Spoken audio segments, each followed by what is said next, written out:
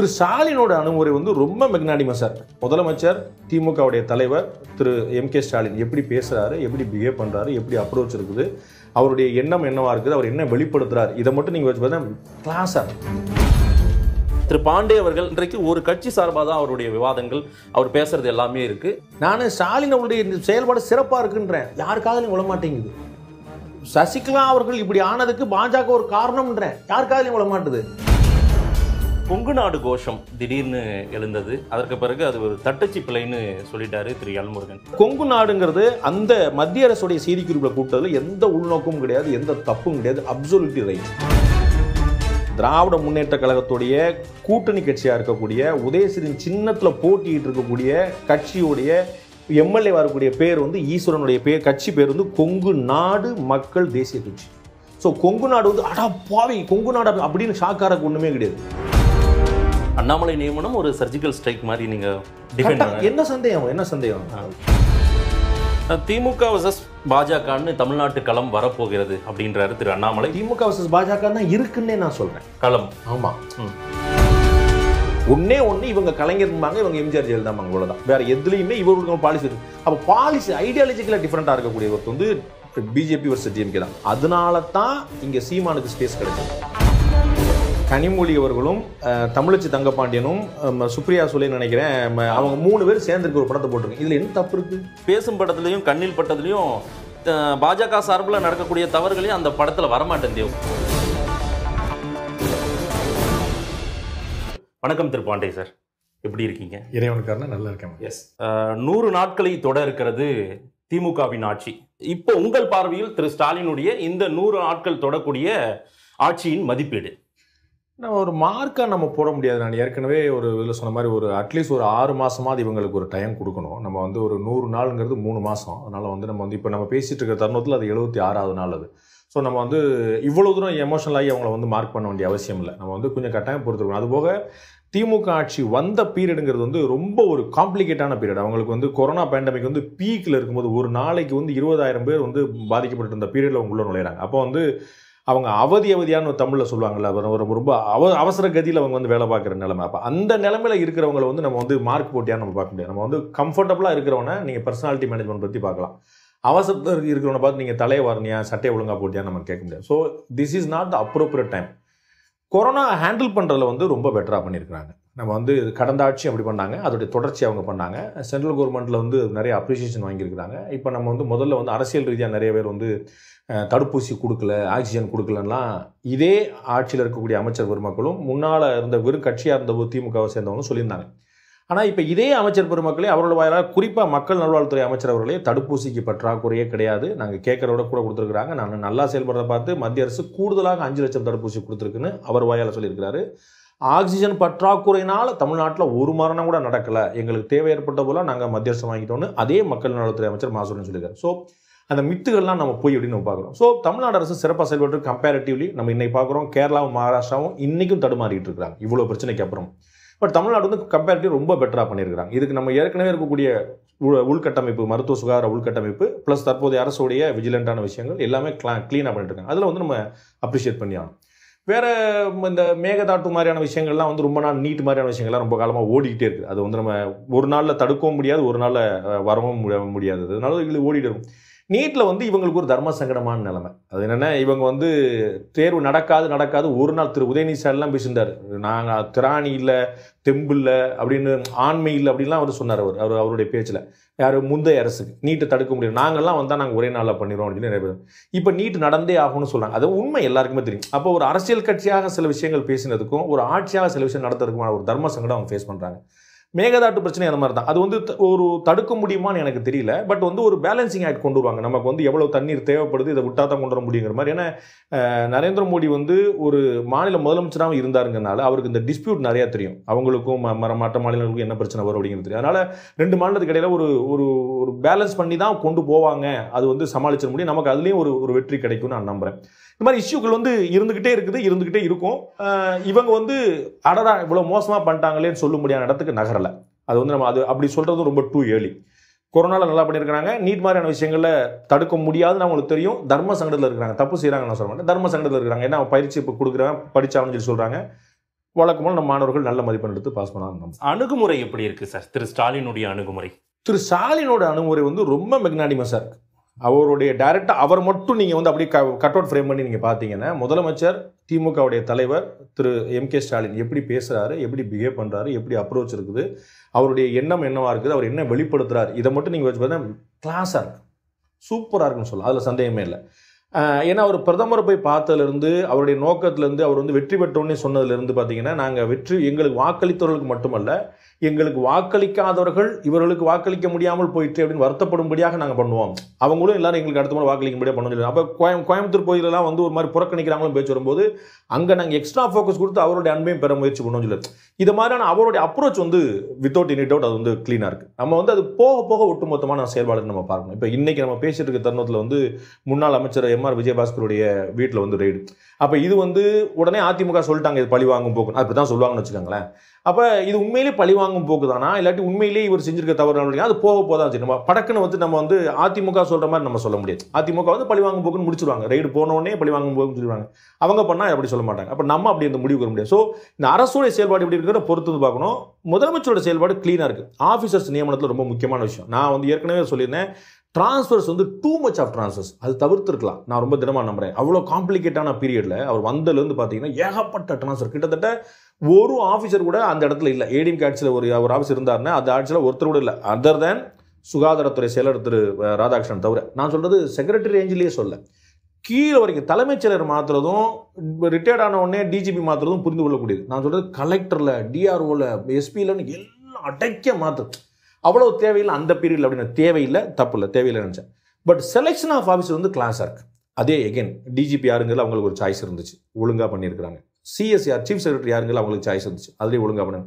இது மாதிரி ஆஃபீஸர்ஸ் தேர்வு, அவருடைய முதலமைச்சருடைய தனிச்செயலருடைய தேர்வு, இது மாதிரி செயலர்களுடைய தேர்வுகள் எல்லாமே ரொம்ப கிளாஸாக வந்து ஒரு ஜென்யூனிட்டி வேணும், நம்ம வந்து ஒரு நல்ல பேர் வாங்கணுங்கிற ஒரு அப்ரோச் சிஎம்கிட்ட திடமாக தெரியுது. கொங்கு நாடு கோஷம் திடீர்னு எழுந்தது. அதற்கு பிறகு அது ஒரு தட்டச்சு பிழைன்னு சொல்லிட்டாரு திரு எல்முருகன்.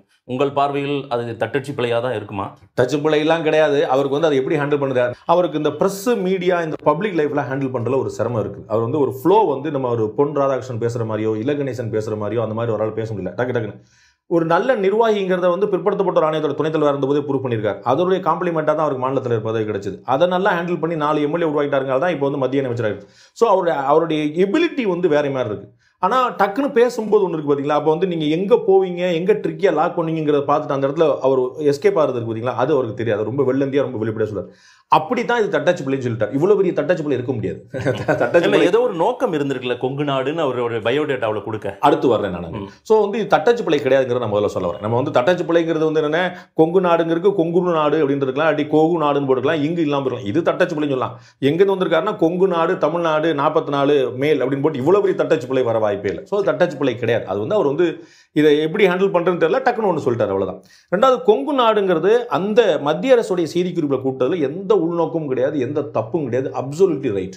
ஏன் அப்படின்னா, நான் ஏற்கனவே என்னுடைய வீடியோவில் நான் சொல்லியிருக்கிறேன், இது மாதிரி தான் இந்தியா முழுக்க பதவியேற்ற 43 அமைச்சர்கள் பற்றி சொல்லியிருக்காங்க. எந்தெந்த ரீஜன் அப்படிங்கிற சொல்லியிருக்காங்க. அவங்க வந்து எந்தெந்த பாராளுமன்ற தொகுதி, எந்தெந்த ரீஜன், எந்த மாநிலம், 3 டேட்டா எல்லாருக்கும் சொல்லியிருக்காங்க. புந்தேல்கண்ட்னு ஒரு பகுதி இருக்குங்க, அது வந்து மத்திய பிரதேசமும் உத்தரப்பிரதேசம் சேர்ந்தது. அந்த ஏரியா பற்றி நம்ம கொங்கு நாடு நம்ம வந்து ஒரு ஏரியா சொல்லல, நம்ம மதுரை கொங்கு நாடுன்னு சொல்ல மாட்டோம்ல, உங்களுக்கு தெரியும்ல, ஏன்னா அது ஒரு ரீஜன். அது அப்போ அந்த மாதிரி புந்தேல்கண்டுங்கிற ஒரு ரீஜன், இன்சிடென்டலி அந்த ரீஜன் வந்து மத்திய பிரதேச மாநிலமும் உத்தரப்பிரதேச மாநிலமும் சேர்ந்தது. அதில் ஒரு பார்ட்டி, இதில் ஒரு பார்ட்டி சேர்ந்தது. அந்த ஏரியாவில் பூரா ஐ எம் ஃப்ரம் புந்தேல்கண்ட் தான் சொல்லுவாங்க. அப்போ அதில் பதவியேற்ற ஒரு அமைச்சருக்கு புந்தேல்கண்ட் தான் போட்டிருக்காங்க. அப்போ அவர் எந்த ஸ்டேட்டுன்னு சொல்லணும்? அப்போ அவர் வந்து சோ புந்தேல்கண்ட், உத்தரப்பிரதேசம், மேல் 65 இப்படி போட்டிருக்காங்க. ஸோ அது எல்லாருக்குமே அப்படி தான் போட்டிருக்காங்க. சிக்கிம்லேருந்து தேர்ந்தெடுக்கப்பட்ட எம்பி, திரிபுராவில் தேர்ந்தெடுக்கப்பட்ட எம்பிலேருந்து அவங்க எந்த ரீஜன் அடையாளப்படுத்தணும் அப்படின்னு சொல்லியிருக்காங்க. அதே மாதிரி தான் இவருக்கு சொல்லியிருக்காங்க. இது கூட யாருமே டிஃபைன் பண்ணலையே. பாஜகவை சார்ந்தவர்கள் அந்த கொங்கு நாடு வரணும்னு பேசினவங்க கூட யாரும் டிஃபைன் பண்ணல. நீங்க சொன்ன மாதிரி எடுத்து பேசலாம் அந்த வாதத்தை.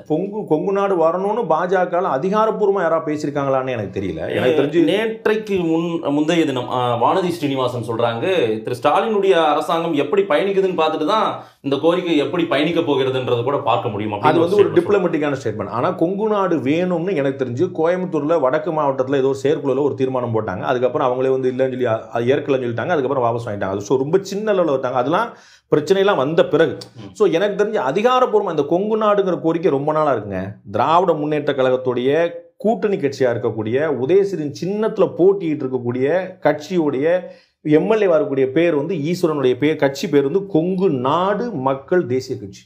ஸோ கொங்கு நாடு வந்து அடா பாவி கொங்கு நாடு அப்படின்னு ஷாக்காரக்கு ஒன்றுமே கிடையாது. அது ஏற்கனவே இருந்துட்டு இருக்கு. அவர்களுடைய நோக்கமே கொங்கு நாடு தமிழ்நாடு தான் போட்டிருப்பாங்க, அதிலே போட்டிருப்பாங்க, அவருடைய கொள்கையில போட்டிருப்பாங்க. கொங்கு நாடு தான் அவங்க கொங்கு நாடு ஈஸ்வரன் தான் சொல்லுவாங்க, எல்லாருக்குமே தெரியுங்க. ஸோ அந்த பேர் வந்து சர்ப்ரைஸ் கிடையாது. பாஜக அதிகாரப்பூர்வமாக அப்படி ஒரு விஷயத்துக்கு ஊடகங்களுக்கு எப்பயுமே ஒரு ஸ்பைஸ் தேவைப்படும். இன்சிடென்டலி என்னாச்சு, அப்போ தான் இந்த ஒன்றிய பிரச்சனை ஓடிட்டு இருந்துச்சு. அப்போ நான் வந்து மத்திய அரசுன்னு சொல்ல மாட்டேன், ஒன்றிய அரசுன்னு சொல்லுவேன்னு. அப்புறம் பேரெல்லாம் என்ன வச்சு தமிழ்நாடுன்னு சொல்றதா தமிழகம்னு சொல்றதான்னு ஓடிடுச்சு. அப்போ குறுக்கு சால்வ் பண்ணிட்டு அப்போ நாங்கள் கொங்கு நாடுன்னு சொல்லிட்டு போகிறோம் அப்படின்னு இந்த ஊடகங்களுக்கு ஒரு ஸ்பைஸியான மேட்டர் கிடைச்சி டிபேட்டுக்கு ஒரு மேட்டர், அவ்வளோதானே தவிர பாஜக அதிகாரப்பூர்வமாக அதை வைக்கல. மத்திய அரசு இதை எல்லாருக்கும் சொல்லியிருக்கு, இவருக்கு மட்டும் சொல்லு. இல்லை, அதற்கான தேவை இருக்கா சார்? தமிழ்நாட்டை 2-3 பிரிக்கணும், தமிழ்நாட்டை கொங்கு நாடு அந்த மாதிரி வேற சில நாடுகளாக பிரிக்கணும் இருக்குதா இல்லையாங்கிறதெல்லாம் வந்து காலம்தான் தீர்மானிக்கும். அரியலூர் பெரம்பலூர்னு 2 மாவட்டம். இந்த அரியலூர் பெரம்பலூர் 2 மாவட்டத்தை 3 தடவை சேர்த்திருக்காங்க, 3 தடவை பிரிச்சிருக்காங்க. ஒரே மாவட்டத்தை அரியலூர் பெரம்பலூர் சேர்ந்து பெரம்பலூர் மாவட்டம் வாங்க, அப்புறம் அடுத்த ஆட்சி வந்து பிரிச்சோம், அடுத்த ஆட்சி வந்து சேர்த்தோம், அடுத்த ஆட்சி வந்து பிரிச்சோம். இப்படி 3 முறை நடந்திருக்கு. என்ன செய்ய சொல்றீங்க? இதை வேலூர்னு ஒரு மாவட்டம் இருந்துச்சு, அதுல இருந்து ராணிப்பேட்டை தனியாக பிரிவு, அதுல திருப்பத்தூர். இப்போ என்னது மாவட்ட பிரிவினை, நிர்வாக வசதி. நீங்க அது வந்து ஒன்னே மொழிவாரி பிரிவினைன்னு சொல்லிட்டு நம்ம நாட்டையே பிரிக்க பார்க்குறோம், அப்படி யோசிக்கணும் இல்லை. அப்படி யோசிச்சிங்கன்னா பக்கத்தில் இருக்கக்கூடிய புதுவைக்கும் உங்களுக்கு என்ன வித்தியாசம்? கலரா, குணமா, நிறமா, மனமா, வயசா, உருவமா, என்னது பாலினமா, என்ன வித்தியாசம்? அவங்களும் தமிழ் நம்மளும் எல்லாம் ஒன்று. நேற்று எல்லாம் ஒன்று வந்தோம். ஒன்னே ஒன்று, நம்மளை ஆண்டது வெள்ளைக்காரன் பிரிட்டிஷ்காரன், அவங்கள ஆண்டது பிரெஞ்சுக்காரன், அவ்வளோதான். அப்போ அப்படியே பிரெஞ்சுக்காரன் ஆண்டலாம். நம்மளை அடிமைப்படுத்தினது யாருங்கிறது வித்தியாசம் தான், வேற எந்த வித்தியாசமும் கிடையாது. உன்னை அடிமைப்படுத்தின யாரு? பிரெஞ்சுக்காரன். என்னை அடிமைப்படுத்தின யாரு? பிரிட்டிஷ்காரன். ஓ, அப்போ நம்ம 2 வேற வேற பார்ட்டிசிஸ், நம்ம 2 அடிமையாக தான் இருந்தோம். அண்டும் தொப்புள் கொடி உறவுகள் இவங்களை தவிர வேற யாரும் சொல்லிடுவீங்க நீங்க? அது நம்ம மண். அது காரைக்காலுக்கோ புதுச்சேரிக்கோ நம்மகிட்ட ஏதாவது வித்தியாசம் இருக்குதா? ஒண்ணுமே இல்லை. ஆனால் அவர் காரைக்காலில் போய் நீங்கள் தமிழ்நாட்டோட சேர்க்கிற பற்றி பேசுங்களேன். புதுச்சேரியில் போய் நீங்கள் தமிழ்நாட்டை போய் இதே அதிமுக திமுக புதுவை தமிழ்நாட்டோடு இணைப்போம்னு சொல்லுங்க. நம்ம வந்து மொழியார் நம்ம எல்லாம் ஒன்றுபட்டு தானே இருக்கோம், சொல்லுங்களேன். அது வந்து ரீஜனா பிரிஞ்சு கிடக்கு. கொங்கு நாடு பற்றி பேசும்போது இதை ஆதரிக்கக்கூடிய, இது வரணும்னு நினைக்கக்கூடிய ஒரு சிலர் சொல்றாங்க, இங்க இருக்கிற மிகப்பெரிய ரெவன்யூ வரக்கூடிய இடம் கோயம்புத்தூர் போன்ற பகுதிகளில் அந்த ரெவன்யூ எடுத்துட்டு சென்னை எல்லாம் டெவலப் ஆயிடுச்சு அப்படின்னு சொல்லக்கூடிய வாதத்தை எல்லாம் வைத்தார்கள். அந்த மாதிரி சிந்தனை ரொம்ப ஒரு வருத்தமான சிந்தனை. ஆனால் அப்படி இருக்குங்கிற மறுத்துட முடியாது. தற்போதைய நீர்வளத்துறை அமைச்சர் திரு துரைமுருகன் அவர்கள் வேலூர்ல இருந்து தண்ணியை நீங்க சென்னைக்கு அனுப்பக்கூடாதுன்னு சொல்லியிருக்காரு, தெரியுமா? நீர்வளத்துறை அமைச்சர் திரு துரைமுருகன் அமைச்சராக இருந்த போது இல்லை, திமுகவில் பொறுப்பாளராக இருந்தபோது வேலூர்ல இருந்து தன் குடிநீர் வந்து சென்னைக்கு எடுக்கிற போது எதிர்த்து போராட்டம் நடத்தி இருக்கிறார். இந்த ரீஜன் வைஸா யோசிக்கிற குணம் எல்லாருக்குமே இருக்குது.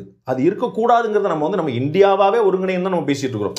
அப்ப இந்தியால இருந்து தமிழ்நாடு தனிச்சு நம்ம யோசிக்கிறோம். அப்ப இந்தியால இருந்து தமிழ்நாடு மாறுபட்டோன்னு சொல்லும்போது நமக்கு சந்தோஷமா இருக்கு. தமிழ்நாட்டுக்குள்ள கொங்கு நாடு வேறுபட்டு சொல்லும்போது நமக்கு வருத்தமா இருக்கு. அந்த அந்த அந்த இதை புரிஞ்சுக்கலாம். அப்போ எல்லாம் ஒரே பக்கம் இல்லை. இந்தியாவிலும் தமிழ்நாடு வேறுபட்டது என்று சொல்வார்கள், தமிழ்நாட்டில இருந்து கொங்கு நாடு வேறுபட்டது சொல்லி சொன்ன கிளம்புனாங்கன்னா அவங்களோட வருத்தம் போறோம். என்னங்க நீங்க தனியாக பிரிவினை பேசுறீங்களான்றோம்.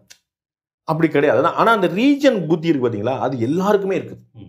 அதுதான் நான் சொன்னேன். ஒவ்வொரு வந்து கன்னியாகுமரி மக்கள் ரொம்ப வித்தியாசமாக யோசிப்பாங்க, திருநெல்வேலி மக்கள் நாங்கள் வரம்பாங்க, மதுரைக்காரங்க எங்க குரூப் இப்படி வந்து இந்த ரீஜனா யோசிக்கிற பழக்கம் ரொம்ப இருக்கு. டெல்டா தனியாக சொல்லுவாங்க, தஞ்சாவூர் மண் சொல்லுவாங்க. இது மாதிரி வந்து ஒரு சிந்தனை இருந்துகிட்டே இருக்கு. அதை நம்ம வந்து நீர்த்து போக செய்து ஒட்டுமொத்தமா எல்லாருமே இந்தியர்கள் இடத்தை கொண்டு வரதான் சரியான திசையா இருக்கும். பாஜகவின் தலைவராக திரு அண்ணாமலை நியமிக்கப்பட்டிருக்கார். ரொம்ப குறுகிய காலத்துல தலைவராக இருக்காரு. நீங்க எப்படி பார்க்குறீங்க? ஒரு நல்ல ரிஸ்க்குங்க, வேற வழி இல்லை. அதாவது நான் அந்த 2 வார்த்தை பயன்படுத்துறேன், ஒன்று நல்ல, இன்னொன்று ரிஸ்க். 2 வார்த்தை பயன்படுத்துறேன். அப்படித்தான் நீங்க செஞ்சானோ. ஒரு ஆற்றொழுக்கா ஒரு வண்டி ஓடிட்டே இருக்கும்போது அது என்னைக்கு வளர்றது அப்படிங்கிற ஒரு பிரச்சனை வருது. அப்போ பாஜக வளரும், அதில் குழம்பு 96 இருந்து அவங்களுக்கு எம்எல்ஏ இருக்கிறாங்க, எம்பி இருக்கிறாங்க, ஏற்கனவே 4 எம்எல்ஏ இருந்திருக்காங்க, ஏற்கனவே 4 எம்பி இருந்திருக்காங்க, அதெல்லாம் ஓடிட்டு இருக்கு. ஆனா அந்த கட்சி அங்கேயே நிக்குது. அதற்கு பிறகு வந்த நாம் தமிழர் இயக்கங்கள்லாம் வந்து ஒரு அசுர வளர்ச்சி அடையுது. ரொம்ப பிரமாதமாக டபுள் மடங்கு வந்து ஓட்டு வாங்குறாங்க. அப்ப ஏன் இந்த கட்சி இருக்குது அப்படின்னும் போது அப்போ வந்து இதுக்கு ஒரு சர்ஜிக்கல் ஸ்ட்ரைக் பண்ண வேண்டியிருக்கு. அப்போ வந்து நம்ம வழக்கமா வந்து ட்ரெடிஷனலா மூவ் பண்ணுவோம் இல்லாம அண்ணாமலை நியமனம் ஒரு சர்ஜிக்கல் ஸ்ட்ரைக் மாதிரி நீங்க என்ன சந்தேகம்? அவங்க மூத்தவர்கள் நிறைய இருக்காங்களே. திரு KT ராகவனுடைய தலைமை பொறுப்புக்கு நீங்க என்ன சந்தேகம் வைக்க முடியும்? திருமதி வானதி சீனிவாசனுடைய தலைமைக்கு நீங்க என்ன குறை வைக்க முடியும்? திரு H ராஜாவுடைய தலைமை பண்புக்கு நீங்க என்ன குறை வைக்க முடியும்? இன்னும் நிறைய பேர் இருக்காங்க. நான் சொல்றது 4 பேர் தான். முருகானந்தம் இருக்கிறாரு, கரு நாகராஜன் இருக்காரு, நிறைய பேர் இருக்கிறாங்க. அப்படி வந்து அங்க நிறைய ஆள் இருக்கும்போது கட்சிக்கு வந்த 10 மாசத்துல ஒருத்தர் கொண்டு வர்றாங்க அப்படின்னா அவங்க வந்து இந்த வேகம் போதல் நினைக்கிறாங்க. கட்சி சரியான திசையில் பயணிக்கிறது, அவங்க கொள்கை மாறுபாடு இல்லை, ஆனா வேகம் பத்தாது, நம்ம ஓடணும் அப்படிங்கும்போது ஒரு இளைஞர்கிட்ட போடுறாங்க. இப்போ நமக்கு பார்த்து இயல்பான விஷயங்க. நமக்கு ஒரு 50 வயசுல ஒருத்தர் போய் நீங்க போட்டீங்கன்னா, சரி தம்பி அப்படியா நம்ம பார்ப்போம், கொஞ்சம் யோசிப்போம் அப்படின்னு பொதுவாக சொல்றாரு. ஒரு 30 வயசு தம்பிட்டு கொடுத்தீங்கன்னா என்னது அப்படியே சொன்னா டபக்குன்னு எந்திரிப்பான். அப்போ இந்த வேகம் கட்சிக்கு வேணும்னு பார்க்குறாங்க, இவ்வளவுதான். அப்போ அந்த வேகத்துக்கு சரியான அவர் கொஞ்சம் ரொம்ப துடிப்பான இளைஞர், அது வந்து ரொம்ப ஆக்டிவான ஒரு ஆள். அவர் வந்து அட்மினிஸ்ட்ரேஷன்ல நிறைய ரொம்ப வருஷம் இருந்து பார்த்துருக்காரு, கிரவுண்ட் லெவல் கனெக்ட் இருக்கக்கூடிய ஆள், அண்டு நல்ல வியூகம் வைக்கிறாரு. அவருடைய த்ரூ அவுட் லைஃபே ரொம்ப ஒரு வியூகத்தோட அவருடைய வாழ்க்கையே நடந்திருக்கு. அவர் எங்கெங்க போகணும், எப்படி இப்படி பண்ணணும், என்னென்ன செய்யணும்னு அவருக்கு ஒரு பெரிய ஒரு கால்குலேஷன் இருக்கு, தெளிவான பார்வை இருக்கு, அதை நோக்கி நடந்திருக்கிறாரு. அதில் அவர் வெற்றி கிடைச்சிருக்கு. பாஜக வந்து இது மாதிரி நிறைய விதைகளை போடுங்க எப்பயுமே. நம்ம வந்து பிரமோத் மகாஜன் முன்னாடி ஒருத்தர் இருந்தாருங்க பிஜேபியில், அப்போ இன்னைக்கு தலைமுறைக்கே தெரியாது. அவரெல்லாம் ஒரு சீடு பண்ணி வச்சிருந்தாங்க. அவரெல்லாம் ஒரு பிரைம் மினிஸ்டர் கேண்டிடேட். அவர் அண்ணன் தம்பி சண்டையில் செத்து போயிட்டாரு. அப்புறம் பார்த்தா நரேந்திர மோடின்னு ஒருத்தர் கிளம்பி வர்றாரு. இப்போ நரேந்திர மோடி மட்டும்தான் இருக்கிறாரா? நரேந்திர மோடி இருக்கும் போதே ராமன் சிங் இருந்தார், 3 முறை ஜெயிச்ச ஒரு சத்தீஸ்கர்ல. நரேந்திர மோடி இருக்கும்போதே 3 முறை ஜெயிச்ச சிவராஜ் சிங் சௌஹான் இருந்தார். அப்படி அவங்க வேற வேற விதம் போட்டுக்கிட்டே இருப்பாங்க. ஒன்று ஒரு தான். தேவேந்திர ஃபட்னாவிஸ் இவருடைய ஏஜ்ல இருந்து ஒரு 4 வயசு மூத்தவர் மகாராஷ்டிராவுடைய முதலமைச்சராகவே இருந்துட்டார். ஸோ இளைஞர்களுக்கு வாய்ப்பு கொடுக்குற அவங்களுக்கு புதுசு கிடையாது. அனுராக் தாக்கூர் இவர் வயசுக்காரர், சென்ட்ரல் கவர்மெண்ட்ல கேபினட் மினிஸ்டர். ஸோ இது மாதிரி பண்ணுறது வந்து அவங்க பிஜேபி வந்து அந்த ஆர்எஸ்எஸும் பிஜேபி எப்பயுமே அப்படி தான் வளர்த்துட்டு இருக்கு. 1 2 நம்ம ஊர் திராவிட கட்சிகளில் தான் அப்பா பிள்ளை இல்லாட்டி என் குடும்பம் இல்லாட்டி என்னுடைய ஆளு, அதிமுக அப்படியே ஒரே மாதிரி போகிறது, அப்படி ஒரு சிந்தனை இருக்கு. அங்கே அப்படி கிடையாது. பிஜேபியிலே காங்கிரஸ் அந்த பிரச்சனை ஒன்று இருக்காது. அங்கே தான் லாக் ஆகிட்டாங்க காங்கிரஸ். பிஜேபி ஏன் வளருதுன்னு அவங்க ஓப்பன் பண்ணிட்டே இருக்காங்க புது அவென்யூ. இப்போ எனக்கு இருக்கக்கூடிய ஒரு புத்தியை வந்து உங்களுக்கு ஒன்று மாற்றி விடும்போது நீங்கள் அதை வேற விதமாக அணுகுறீங்க. அப்போ ஒரு புதுத்தன்மை கிடைக்குது. சரியா தப்பாங்கிறது அது கால தீர்மானம் வச்சுங்க. ஒரு ஃப்ரெஷ்னஸ் கிடைக்குது. அந்த ஃப்ரெஷ்னஸ் தான் திரு அண்ணாமலை. திமுக வர்சஸ் பாஜகன்னு தமிழ்நாட்டு களம் வரப்போகிறது அப்படின்றாரு திரு அண்ணாமலை. வீடுதோறும் பாஜகவின் கொள்கைகளை கொண்டு போய் ஷேர் பண்றாரு. நான் அது தினமா நம்புறேன். அதாவது கொண்டு வந்துருவாரு திமுக வர்சஸ் பாஜகன்னு. திமுக வர்சஸ் பாஜக தான் இருக்குன்னே நான் சொல்றேன் களம். ஆமா, அதிமுகவை கபலீகரம் பண்ணிட்டாங்க, இல்ல அதிமுக மெல்ல மெல்ல பின்னோக்கி வந்துருச்சு, அதெல்லாம் உங்களுடைய வார்த்தை. நான் சொல்றது ideologically already it is ADMK, already is DMK versus BJP. ஏன் அப்படின்னா பிஜேபி எதிர்ப்பது எல்லாமே திராவிட முன்னேற்ற கழகத்துடைய செயல்பாடுகளை கொள்கை ரீதியாகவே. டிஎம்கே எதிர்க்கிறது எல்லாமே பிஜேபியோடைய செயல்பாடுகளை கொள்கை ரீதியாகவே. இப்ப நீட் வேணுமா வேண்டாமா அப்படின்னா அதிமுக திமுக ஏதாவது வித்தியாசம் இருக்குதா? ஓஎன்ஜிசி வேணுமா வேண்டாமான்னு அதிமுக திமுக ஏதாவது வித்தியாசம் இருக்குதா? வேளாண் மண்டலம் வேணுமா வேண்டாமா அதிமுக திமுக வித்தியாசம் இருக்குதா? கொங்கு மண்டலம் வேணுமா வேண்டாமா அதிமுக, இப்படி அதிமுக திமுகவுக்கு 99% வித்தியாசம் இருக்காது. ஒன்னே இவங்க கலைஞர் இவங்க எம்ஜிஆர் ஜெயலலிதா, இவ்வளவுதான். வேற எதுலையுமே இவர்களுக்கு பாலிசி. அப்ப பாலிசி ஐடியாலஜிக்கலா டிஃபரெண்டா இருக்கக்கூடிய ஒருத்தர் வந்து பிஜேபி வர்சஸ் டிஎம்கே தான். அதனால தான் இங்க சீமானுக்கு ஸ்பேஸ் கிடைச்சது. ஐடியாலஜிக்கல டிஃபரன்ஸ் இல்லாதான் மதிமுக வெளியே வர முடியாம போயிருச்சு. மதிமுக திமுக என்ன வித்தியாசம்? ஒன்றும் வித்தியாசம் இல்லை. அது கரைஞ்சிருச்சு, ஒண்ணுக்குள்ள ஒன்றா இணைஞ்சிருச்சு. அது மாதிரி ஐடியாலஜியில் 2 பெரிய டிஃபரன்ஸ் இல்லாமல் இவங்க வந்து 2, அதனால தான் இவங்க வந்து தனி மனித அரசியல் பண்ணாங்க. அதிமுகவும் திமுகவும் நீ எதிரி நான் எதிரி பண்ண ஐடியாலஜிக்கலாக எந்த டிஃபரன்ஸ். இவரும் நீட் வேண்டாம் சொல்லுவாங்க, பயிற்சி கொடுத்துட்டே இருப்பாங்க, நீட் நடக்கும். இவங்களும் நீட் வேண்டாம் சொன்னாங்க, பயிற்சி கொடுத்துட்டே இருக்காங்க, நீட் நடக்கும். இப்படி தான் எல்லா விஷயத்துலையும் இருக்கும். 2 பேருக்கும் ஐடியா மேகதாத்து வேண்டாம் அவங்க சொல்லுவாங்க, இவங்க ஒன்று சொல்லுவாங்க. பிஜேபி சொல்லுவாங்க 2 மாநிலத்துக்கும் பிரச்சனை இல்லாமல் கொண்டு வரும் அப்படின்னு சொல்லும். அவங்க வந்து கூடாதுன்னு சொல்ல மாட்டாங்க, அப்படியே கொஞ்சம் டிப்ளமேட்டிக்காக சொல்லுவாங்க. ஏன்னா அந்த ஊர்லேயும் உங்களுக்கு அரசியல் இருக்கு. அப்போ வந்து ஐடியாலஜிக்கலி பிஜேபி வர்சஸ் டிஎம்கே தான் போய் நிற்கும். அதனால அவர்களுக்கான ஸ்பேஸ் அங்க அதிகமாக. கொள்கை ரீதியா அதே போல போராட்ட காலங்களில் ஒரே நேர்கோட்டில் திமுகவும் அதிமுகவும் நிற்கிறாங்கன்னு நீங்க சொல்றீங்க. ஆனா அதிமுக வர்சஸ் திமுக தானே தமிழ்நாட்டு அரசியல். அது எங்க போச்சு? அது அப்படியே தான் இருக்குது. அது அப்படி தான் இருக்குது. நான் சொல்ற கொள்கை ரீதியான எதிர்ப்பு யாருக்கு இருக்குன்றேன். இப்போ நான் சொன்னேன் நீட் வந்து வேணுமா வேண்டாமான்னு. இப்போ நேற்று வரைக்கும் நீட்டு தேர்வு நடத்தின திரு எடப்பாடி பழனிசாமி, திரு ஓ பன்னீர்செல்வம் இப்போ என்ன சொல்றாங்க, நீட் தேர்வு ஏன் நடத்துறீங்கன்னு கேட்குறாங்க. திரு ஓ பன்னீர்செல்வம் ஆச்சரியமா வரைக்க விட்டார். ஏங்க கெயில் குழாயெல்லாம் போடுறீங்க, நீங்க வந்து அதெல்லாம் வரப்புறமா போடாதீங்க, அதெல்லாம் மலை ஓரமா போடுங்கன்றார். நேற்று வரைக்கும் அவருடைய கவர்மெண்ட்ல போட்டுட்டு இருந்தாங்க. அவர் வந்து இப்போ தங்கதனசை பார்த்து கேட்கிறாரு, ஏங்க பைப்பெல்லாம் தூக்கி நடுவில் போடுறீங்க அப்படின்றார். அப்ப அவர்கள் செய்து கொண்டிருப்பதை இவர்கள் தொடர்கிறார்கள். அதானியை வந்து திமுக எவ்வளவு எதிர்த்துச்சு, எவ்வளவு. இப்போ நேற்று ஒப்பந்தம் போட்டிருக்காங்க அதானியோட. அப்ப 2 பேருக்கும் சித்தாந்த வேறுபாடு கிடையாது. திமுக அங்கே இருக்குது, அதிமுக அங்கே இருக்குது, குழப்பம் இல்லை. சித்தாந்த ரீதியான வேறுபாடு திமுகவுக்கும் பாஜகவுக்கும் இருக்கிறது. இவர்களோடு முரண்பட்ட ஒரு சித்தாந்த ரீதியான வேறுபாடு நான் ஏற்கனவே சொன்ன போல பாட்டாளி மக்கள் கட்சிக்கு இருக்குது, கம்யூனிஸ்ட் கட்சிக்கு இருக்குது, சீமானுக்கு இருக்குது. இவர்கள் தான் சித்தாந்த ரீதியாக வேறுபட்டு நிற்கக்கூடிய சீமான், பாமக, கம்யூனிஸ்ட், பாஜக, திமுக. இந்த 5 பேர் தான் சித்தாந்த ரீதியாக வேறு களத்தில் நிற்கிறவங்க. இதுல பாட்டாளி மக்கள் கட்சியும் கம்யூனிஸ்ட் கட்சியும் கூட்டணியில் சேர்ந்துட்டனால அந்த இடத்துல சேர்க்க முடியாது. இப்போ வந்து ஐடியாலஜிகளை பார்த்தீங்கன்னா திமுக, பாஜக, சீமான் இப்படிதான் நிற்கும். திரு பாண்டே அவர்கள் இன்றைக்கு ஒரு கட்சி சார்பாக தான் அவருடைய விவாதங்கள், அவர் பேசுறது எல்லாமே இருக்கு, ஒரு சித்தாந்தத்தை நோக்கியே பயணிக்கிறாருன்னு ஒரு பார்வை உங்கள் மேல இருக்கு. 151வது தடவை அந்த கேள்விக்கு நான் பதில் சொல்றேன். வந்து எனக்கு வந்து அதில் எந்த தயக்கமும் இல்லை. நான் 150 தடவையும் சொல்லி நம்ம புரியலையே, நம்ம 150 ட்ரை பண்ணுவோம்னு சொல்லி தான் நான் பார்க்குறேன். ஏன்னா நான் வந்து என்ன பண்ணேன், கீதைக்கு பிறகு ஒரு புஸ்தகமே தேவைப்படலைன்னு நினைப்பேன் நான். கீதையில எல்லாத்தையும் சொல்லிட்டாங்கன்னு நினைப்பேன். ஆனால் தேவைப்படுதுன்னு என்ன அர்த்தம், நமக்கு புரியாது. அப்புறம் திரும்ப திரும்ப ஒரு பைபிள் வரும், ஒரு குரான் வரும், ஒரு ஆச்சாரியார் வருவார், குருமார்கள் வருவாங்க, ஒரு ஆழ்வார்கள் வருவாங்க, நாயன்மார்கள் வருவாங்க, சொல்லிக்கிட்டே இருப்பாங்க. நமக்கு வந்து பார்த்துருக்கோம். அப்போ நமக்கு தான் அது மாதிரி நான் ஒரு முயற்சி பண்ணிட்டு இருக்கேன். நான் ஒரு கட்சிக்கு சார்பாக, பாஜக சார்பாக, நம்ம எதுக்கு பெருசாக ஊடகமாக பேசணும், பாஜகவுக்கு சார்பாக நான் பேசுகிறேன்னா எங்கே பேசுனேன், எப்போ பேசுனேன்னு சொல்லணும். அப்போ நான் வந்து அந்த பேசுனது தப்பு தாங்க, நான் மன்னிப்புக்கிறேன், எனக்கு ஒன்றும் பிரச்சனை கிடையாது. பாஜக தப்பு செஞ்சால் சொல்லக்கூடாது, பாஜக சரியாக செஞ்சால் சொல்லக்கூடாது. இதுதான் ஒரு சார்புன்றேன் நான். ஸ்டாலின் அவருடைய செயல்பாடு சிறப்பாக இருக்குன்றேன், யார் காதலையும் விழ மாட்டேங்குது. சசிகலா அவர்கள் இப்படி ஆனதுக்கு பாஜக ஒரு காரணம்ன்றேன், யார் காதலையும் விழ மாட்டுது. நீ பாஜக சப்போர்ட்டாக பேசுகிற, என்ன இவ்வளோ நேரம் என்னப்பா கேட்டீங்கன்னா இது மாதிரி. அப்போ நான் வந்து 100 முறை பேசியிருக்கேன் இந்த மாதிரி விஷயங்கள், ஒரு தடவை பேசுனது இல்லை. ஆனால் அவர்கள் சொல்லக்கூடிய நல்லதை சொல்லவே கூடாதுன்னா அந்த அரசியல் நான் பண்ண மாட்டேன். நான் பத்திரிகையாளன்னு நல்லதுன்னு சொல்லணும். இல்லை, கண்ணில் பட்டது பேசும் படம்னு உங்களுடைய சோஷியல் மீடியாவில் பதிவு பண்ணுறீங்க. அதில் அந்த பேசும் படத்துலையும் கண்ணில் பட்டதுலையும் பாஜக சார்பில் நடக்கக்கூடிய தவறுகளையும் அந்த படத்தில் வரமாட்டேந்தே உங்களுக்கு அப்படின்ற ஒரு பார்வையை கூட கேள்வியாக வைக்கிறாங்க. இதில் வந்து நீங்கள் என்ன பார்த்துருக்கீங்கன்னா, கண்ணில் பட்டதும் பேசும் படமும் வந்து தவறுகளை சுட்டி காட்டுற படம் நீங்கள் தப்பாக புரிஞ்சுக்கிட்டீங்க, அவ்வளோதான். நீங்களா தப்பாக புரிஞ்சுக்கிட்டீங்க. இதில் முந்தானேத்து போட்டிருக்கேன், கனிமொழி அவர்களும் தமிழச்சி தங்கப்பாண்டியனும் சுப்ரியா சுலேன்னு நினைக்கிறேன், அவங்க 3 பேர் சேர்ந்துருக்க ஒரு படத்தை போட்டிருக்கேன். இதில் என்ன தப்பு இருக்குது? கண்ணில் பட்டதும் போட்டிருக்கேன், இதில் என்ன தப்பு இருக்குது? அது எப்படி தப்பாக இருக்கும்? நீங்களா நினைக்கிறீங்க கண்ணில் பட்டதும் பேசும் படமும் ஒரு விமர்சனம் பண்ணுறேன்னா, ஒரு விமர்சனம் ஒரு கமெண்ட் போட்டுக்கணும். அதில் ஏதாவது என்னைக்காவது போட்டுக்கணும், முதல் நாள் தான் போட்டதில்லை. அதில் தப்பு என்ன இருக்குது? நான் கமெண்ட் போடல, விட்டுருங்க. நான் அதில் தப்பு என்ன இருக்கு நீங்கள் சொல்லுங்கள், நான் எதாவது தப்பு சொல்கிறேன்னா? இந்த படமெல்லாம் திரு பாண்டே அவர்களுக்கு கண்ணில் படலையோ பேசப்படலையோ அப்படின்னு ஒரு சில படங்கள் கமெண்ட்ஸாக உங்களுடைய பதிவிலே கூட பதிவிட்டுறாங்க. நிறைய போடலாமே. இப்போ அந்த படம் தெரியல, எல்லா படமும் தெரியலையா? நான் சொல்றது, நான் போட்ட படத்தில் ஏதாவது பிரச்சனையா, இவ்வளோதான் நான் கேள்வி. போனவங்க லட்சம் இருக்கும் இல்லைங்க, அது எப்படி நம்ம போட முடியும்? எல்லாத்தையுமே போட்டு இருக்க வேண்டியதான். போட்டால் நம்ம ஆல்பம் தான் தயாரிக்கணும். கடைசியில் டெய்லி 150 படம் வச்சுட்டு சாணக்கியா இல்லை போல, இது ஆல்பம் போலன்னு படமாக எடுத்து பார்த்துட்டு இருக்க வேண்டியதான். அப்போ 2 கட்டுரை போடுவோம், 2 கதை போடுவோம், 2 கவிதை போடுவோம், 2 வீடியோ போடுவோம், 2 ஃபோட்டோ போடுவோம், அவ்வளோதான். அது மாதிரி தான். போட்டதில் என்னன்னு சொல்லுங்கள். நீங்கள் ஒரு சார்பாக படம் போடுறீங்க, இதில் பண்ணால் எந்த சார்பாக போட்டேன் நீங்கள் சொல்லுங்கள். 2 பேர் சேர்ந்து நிற்கிற படத்தை நான் போட்டிருக்கேன், ஒன்றுமே போடாமல் எந்த கமெண்ட் போடாமல் தப்புன்னு எப்படி முடிவு பண்ணுறீங்க? அதில் ஒரு பாயிண்ட் இருக்குது, இட் அட்ராக்ட்ஸ் யுவர் ஐ, இவ்வளோதான் பாயிண்ட். அதோடைய தத்துவம் இவ்வளோதான். அது வந்து கமெண்ட்டே போட வேண்டாங்க, பார்த்தாலே அந்த படம் தெரியும். கமெண்ட்டே போடுவாங்க, கண்ணில் பட்டுருக்கு, நீங்கள் பாருங்கள், அது ஈட்டில் அட்ராக்ட். அதான் சொன்னேன், இப்போ கனிமொழி அவர்களும் தமிழச்சி தங்கப்பாண்டியனும் சுப்ரியா சுலேயும் 3 இளம் எம்பிக்கள் வந்து அவங்க நிற்கிறாங்க. வேறு சார், ஒரே இவங்க 2 ஒரு கட்சி தான், அவங்க வேறு கட்சி. அவங்க பெண்களாக இருக்கனால பார்லிமெண்ட்டில் ஒரு டீ டயத்தில் வந்து ஒன்றா மீட் பண்ணுறாங்க. அப்போ ஃபோட்டோ எடுத்துக்கிறாங்க. அந்த ஃபோட்டோ நான் பப்ளிக் பண்ணி, இவ்வளோதான். கண்ணில் பட்டுச்சிங்க உங்களுக்கு கொண்டு வந்து, இவ்வளோதான்.